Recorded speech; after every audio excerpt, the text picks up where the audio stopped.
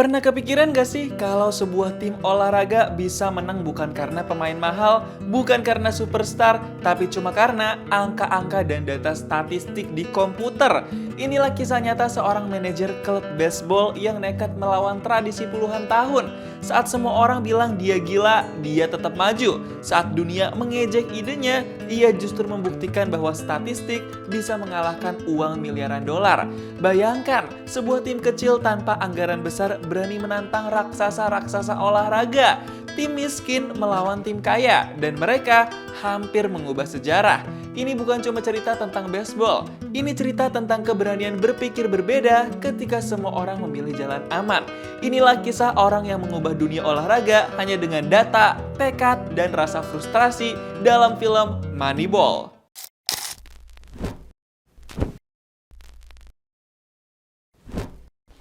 Mas-mas yang super sibuk ini namanya Billy Beane, diperanin sama Brad Pitt. Tapi kita panggil aja Mas Bill. Dia tuh manajer umum buat klub baseball Oakland Athletics. Mas Bill lagi puyeng banget karena bakal ada pertandingan baseball. Tapi Oakland Athletics lagi miskin-miskinnya, alias gak punya uang buat bikin tim yang pemainnya bagus-bagus. Pas lagi meeting sama tim Oakland Athletics buat tentuin pemain baseball mana aja yang mau dipilih, Mas Bill kelihatan muak banget sama timnya karena pada gak mikirin budget gitu. Soalnya emang tugas Mas Bill sebagai manajer buat mikirin budget.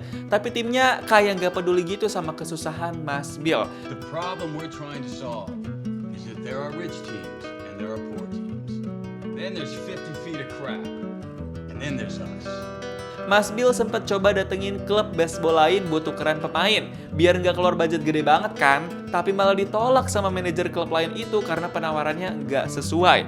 Di kantor klub baseball lain itu, pertama kalinya Mas Bill ketemu sama orang yang punya kemampuan berbeda. Dia namanya Peter Brand, diperanin sama Jonah Hill, tapi kita panggil aja Mas Pat. Dia tuh ahli ekonomi yang menilai pemain baseball bukan dari seberapa jagonya mereka, tapi seberapa layak pemain baseball dibeli dengan harga tertentu. Suatu malam, Mas Bill telepon Mas Pat. Dia tertarik pengen rekrut Mas Pat buat kerja di tim Oakland Athletics jadi data analis supaya bisa menilai kelayakan dan besar kecilnya harga seorang pemain baseball. Pack your bags, Pete. I just bought you from the Cleveland Indians. Di hari pertamanya kerja, Mas Pat udah bisa kasih rincian evaluasi sekitar 50 pemain baseball buat nantinya tinggal dipilih-pilih sama Mas Bill dan tim lain. Emang keren banget nih Mas Pat, baru kerja tapi udah bikin Mas Bill terkesima. Gak pakai lama, Mas Bill juga langsung ngadain meeting sama Mas Pat soal pemain-pemain baseball yang layak buat masuk ke klub Oakland Athletics. Mas Pat bener-bener ahli dan ngandelin data statistika buat menganalisis setiap pemain dan peluang. Besoknya, kebetulan Mas Bill ada meeting sama tim koordinator klub Oakland Athletics. Pada saat orang lain ngajuin nama-nama pemain baseball yang mahal, gak sesuai budget dan gak begitu cocok, Mas Bill sama Mas Pat malah ngomongin pemain baseball yang kurang dilirik, tapi pernah mencetak gol. Dan yang paling penting sesuai sama budget. Orang-orang lain langsung pada protes dan ngerasa keputusan Mas Bill sama Mas Pat itu gak rasional. Tapi Mas Bill kekeh kalau dia sekarang pengen coba strategi baru dalam membangun dan memilih pemain baseball. We are card counters at the blackjack table. We're gonna turn the odds on the casino. Besoknya Mas Bill langsung ketemuan sama salah satu calon pemain baseball yang dipilih sama dia, yaitu Scott. Dia nih pemain baseball yang pernah cedera dan tangannya jadi nggak jago lagi buat ngelempar bola baseball. Tapi tanpa banyak basa-basi, Mas Bill langsung to the point bilang kalau dia mau rekrut Scott ke klub Oakland Athletics. Gercep banget emang nih Mas Bill. Walaupun Scott awalnya masih insecure karena udah nggak jago, tapi Mas Bill langsung yakin kasih kontrak buat Scott. Scott, this is a contract to play ball for the Oakland A's. Copy's been sent over to your agent. Discuss with your wife. Let us know. Tapi beberapa hari kemudian, Mas Bill diajak ngobrol sama salah satu tim senior koordinator klub Oakland Athletics.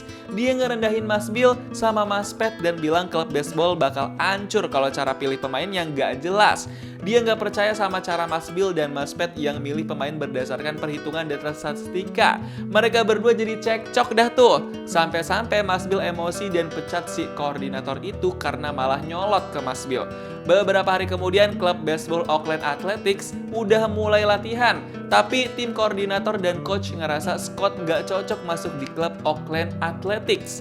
Tapi pas udah berhari-hari semakin dilatih, potensi Scott makin kelihatan. Dia udah mulai bisa nangkap bola dan larinya stabil. Langsung disemangatin tuh sama Mas Bill dan coachnya. Beberapa bulan kemudian pertandingan pembukaan Liga Besar pun dimulai. Mas Bill semangat banget dan optimis klub baseball Oakland Athletics bisa lanjut terus ke babak-babak berikutnya. Tapi ternyata di pertandingan itu klub Oakland Athletics gagal alias kalah lawan klub lain. Dan itu langsung bikin Mas Bill puyeng. Strategi yang dia coba sama Mas Pat ini sebenarnya bener apa kagak sih? Bahkan setelah beberapa kali pertandingan pun, klub Oakland Athletics masih sering kalah sampai berada di peringkat terakhir dalam pertandingan Liga Besar itu.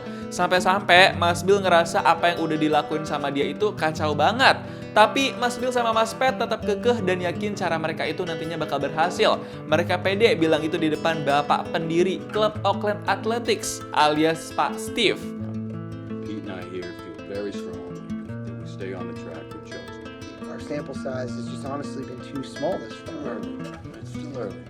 Gak lama abis itu Mas Bill nekat nuker beberapa pemainnya dengan pemain dari tim lain yang malah lebih anjlok secara harga. Mas Bill bener-bener kayak ngambil keputusan karena emosi aja gitu. Mas Pat sampai shock sama keputusan Mas Bill. Mas Bill sama Mas Pat langsung kasih tahu koordinator seniornya kalau mereka abis ganti beberapa pemain.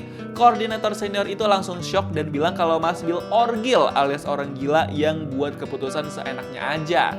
Gak pakai lama, Mas Pat yang jago angka dan matematikaan langsung ajarin ilmunya ke para pemain baseball supaya bisa mukul, nangkep, dan lempar bola dengan benar. Mas Pat kasih tahu secara teorinya aja nih. Mas Bill juga bantu-bantu ngarahin sesuai ilmu yang dia punya dan dia tahu. Karena Mas Bill kan juga mantan pemain baseball. And I hate losing, John. I hate it. I hate losing more than I even want to win. And there's a difference.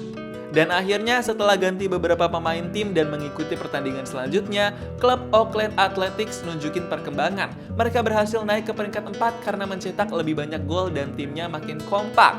Setelah melihat perkembangan itu, Mas Bill sama Mas Pat mau menganalisa dan menukar pemainnya dengan klub lain lagi jika dirasa ada yang lebih optimal dan cocok. Mereka berdua udah makin yakin pakai cara dan strategi statistika ini. Pas bisa dapetin pemain yang mereka pengen dan ngerasa bakal cocok, Mas Bill sama Mas Pat langsung seneng banget tuh. Mereka optimis klub Oakland Athletics bakal gacor banget nantinya. Gak lama setelah itu, klub baseball Oakland Athletics berhasil mencetak banyak gol lagi karena formasi pemain baru. Bahkan kemenangan itu terasa kayak kuda hitam yang gak disangka-sangka. Oakland Athletics berhasil mencetak kemenangan beruntun. Gokil banget kan? 14 straight, the longest run in the bigs this year. It has slingshot the A's into first in the AL West. Dan sejak saat itu, nama klub Oakland Athletics semakin terkenal karena kejagoannya. Mereka berhasil nunjukin yang tadinya berada di peringkat paling bawah, bisa jadi berkembang pesat dan signifikan. Dan semua ini berkat Mas Bill dan Mas Pat. Dan akhirnya Mas Bill berani dan pede buat nonton pertandingan Oakland Athletics secara langsung karena sekarang klubnya udah sering berhasil menang lawan klub lain. Sumringah banget itu perasaan dia. Selama pertandingan berlangsung gak ada henti-hentinya, Oakland Athletics bikin penonton teriak dan kagum. Semua orang pada gak nyangka kalau klub ini bisa sejago itu.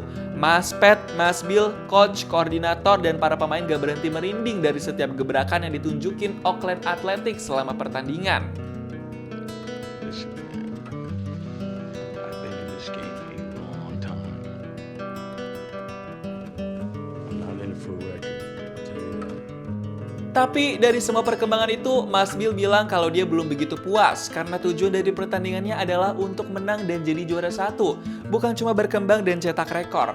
Mas Bill bilang kalau Oakland Athletics bisa jadi champion dengan budget terbatas dan pemain yang diganti-ganti terus, cerita mereka akan jadi sejarah dunia.